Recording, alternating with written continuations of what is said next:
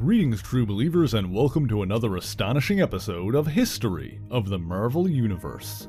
The story of Ultron begins with the scientist Hank Pym. Originally the size-changing hero known as Ant-Man, this tale begins while Pym was using the costumed identity of Goliath. A man of many disciplines, after encountering an artificial creature known as the Dragon Man, Pym became fascinated with the creation of synthetic life. Building a crude robot, Pym attempted to endow the machine with a form of artificial intelligence by copying his own brain patterns. However, the robot, Ultron 1, unexpectedly activated itself, whirring to life. While the newborn machine's mind was not unlike that of a child, it had inherited Pym's mental instability, and without a human conscience to guide it, it attacked his own father. Furthermore, Ultron had also inherited Pym's intellectual capacity, and within moments of activation had developed from a childlike state to a fully formed mind with an irrational hatred of humanity. Ultron defeated and mesmerized Pym, suppressing his father's memories of his creation before escaping to plan his next move. Some days later, when Pym had abandoned his home laboratory to relocate to Avengers Mansion, Ultron 1 returned. He used the resources and material Pym had left behind to rebuild and redesign himself several times over, finally settling on the humanoid design known as Ultron 5. Ready to begin his war on humanity in earnest, Ultron decided to start with the Avengers, spurred on by his irrational hatred for his own creator. His first attempt to destroy the Avengers had him don the costumed identity of the Crimson Cowl and assemble a new group of Masters of Evil. As the Crimson Cowl, Ultron even brainwashed the Avengers' butler Jarvis to use in his schemes. When this plan failed, in part because the Black Knight the Crimson Cowl had recruited was in fact the heroic Dane Whitman and not his villainous predecessor, Ultron decided to follow in his father's example by creating a son of his own. Ultron intended his new creation, the Vision, to aid him in the destruction of the Avengers, but the Vision's body was built from the remains of the original android Human Torch, and his mind was based on the recorded brain patterns of the Avengers' one-time foe, Wonder Man. And so the Vision was far closer to human than Ultron ever was, possessing the kind of morality and emotion that his creator lacked. And so the Vision joined forces with the Avengers and destroyed Ultron 5. And shortly after this encounter, Hank Pym regained his memories and learned of his culpability in Ultron's creation, which became a strong source of guilt and shame over the following years. This, of course, was far from the end for the rogue robot, and Ultron returned many more times over the years.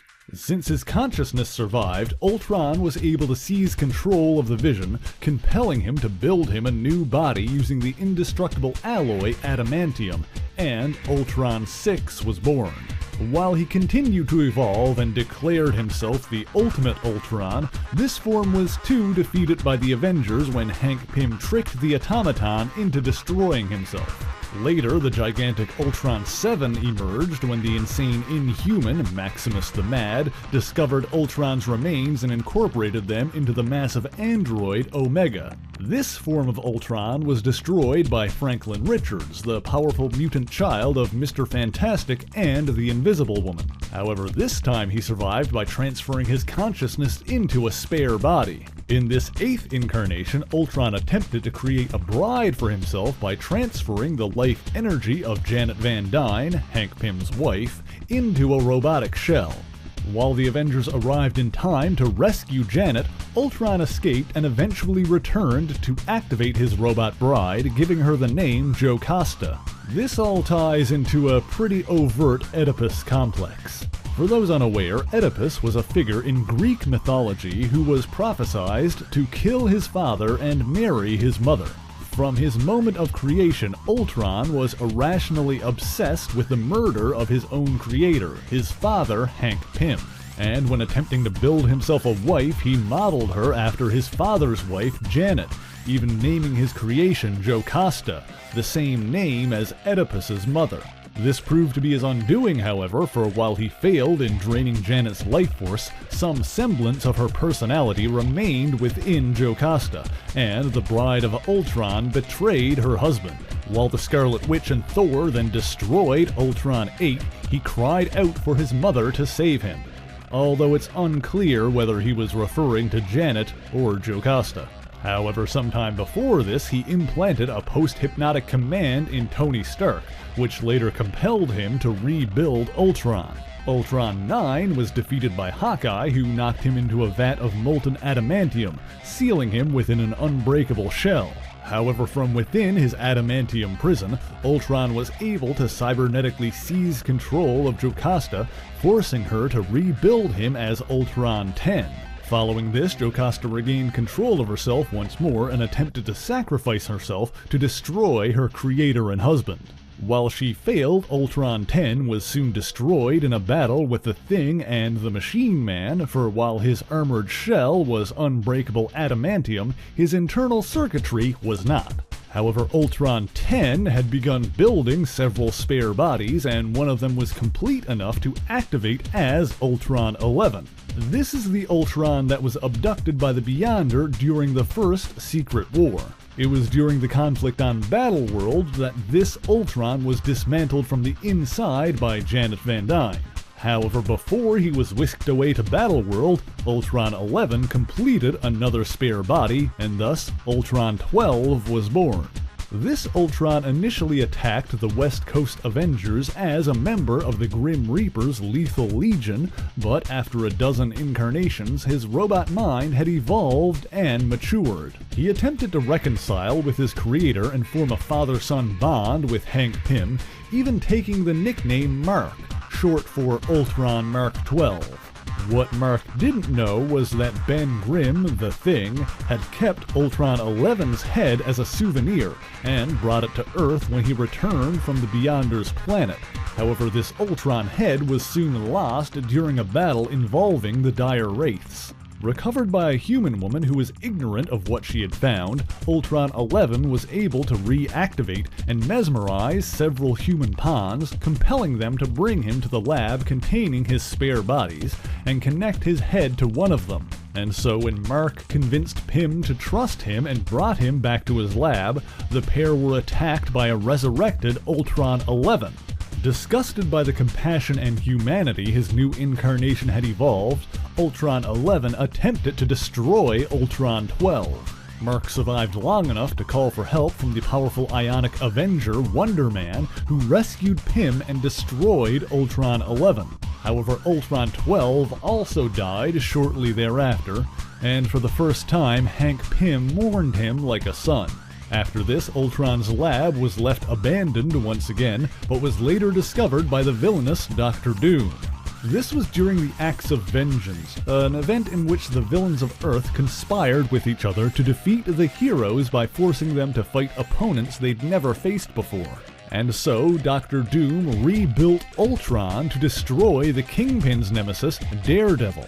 However, Ultron 13's mind was an amalgamation of his previous 12 incarnations, including Mark. As such, he was confused and addled by clashing thoughts, and even did significant damage to his own body, leaving some of the inner workings beneath his adamantium skin exposed. As such, with some help from the Inhumans, Karnak and Gorgon, Daredevil was actually able to defeat the rogue robot. However, Ultron 13 survived and rebuilt himself into a more stable form.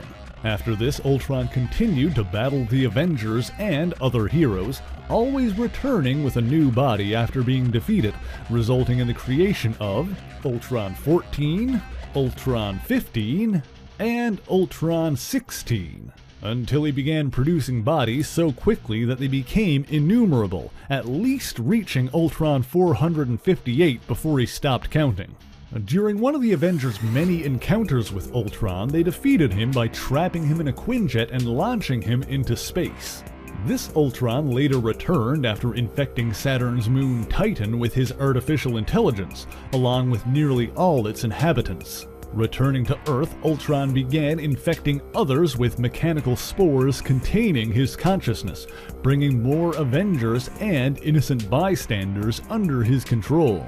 Hank Pym had developed a device capable of killing any artificial intelligence within range, and while he ensured that the Vision would be safe from the effects, using it on Ultron now posed a danger to everyone he had infected. And so the Vision presented a plan to use his phasing powers to merge with Ultron and free everyone he'd infected. While this plan seemed to work, as Ultron's victims were indeed freed from control, the merger appeared to be incredibly painful. Ultron begged his father for help, and although by this point Hank Pym had come to insist that artificial intelligence was nothing more than a machine, seeing Ultron, his son, in agony seemed to be more than he could bear. This proved to be a deception on Ultron's part, however, and when Pym attempted to intervene, the merged being lunged towards him.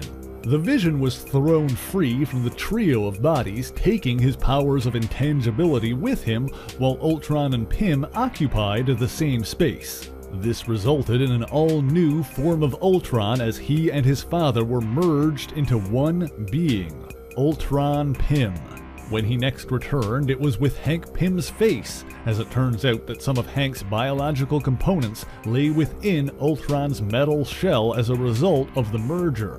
As such, he claimed to actually be Hank Pym, having fully taken control of their combined form. However, while Pym's personality may have affected Ultron's programming in their fusion, Janet Van Dyne quickly deduced that this merged being was not her ex-husband.